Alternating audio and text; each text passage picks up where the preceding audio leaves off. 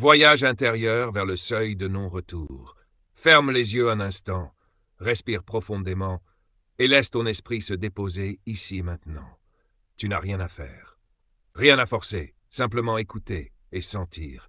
Car ce voyage n'est pas un cours ni un discours, c'est une transformation. 1. Embrasser l'inconfort. Imagine-toi debout, au milieu d'un chemin. Devant toi, 2 routes. À gauche, le confort doux, rassurant, mais qui mène à une impasse.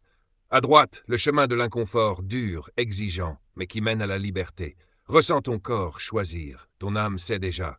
Le feu de l'inconfort n'est pas ton ennemi, il est ton forgeron. Il brûle ce qui est fragile et purifie ce qui est fort. Et toi, tu choisis le feu. Tu choisis d'avancer même quand ça brûle. Lâche que 2. La discipline.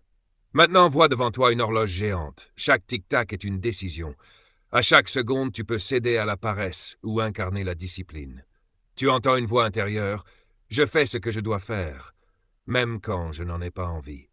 Chaque respiration devient une preuve de discipline. Chaque pas que tu fais, même petit, t'approche de ta véritable force. Tac 3. Fin de la victimisation. Maintenant, regarde autour de toi. Tu tiens une clé dans ta main. Cette clé, c'est ton pouvoir. Chaque fois que tu blâmais les autres, tu donnais la clé. Chaque plainte, c'était comme tendre la clé à quelqu'un d'autre.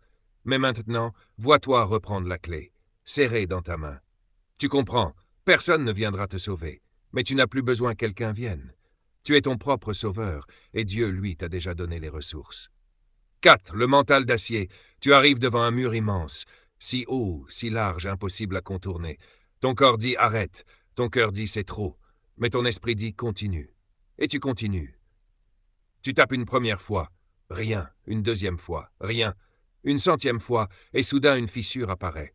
Voilà ce qu'est ton mental. Il frappe encore, encore, encore, jusqu'à ce que l'impossible cède. 5. La solitude sacrée. Maintenant, regarde autour de toi. Il n'y a plus personne. Le chemin est désert. Mais au lieu de peur, tu ressens une paix étrange. C'est dans cette solitude que tu entends enfin la voix de Dieu. Elle n'est pas forte, elle est subtile.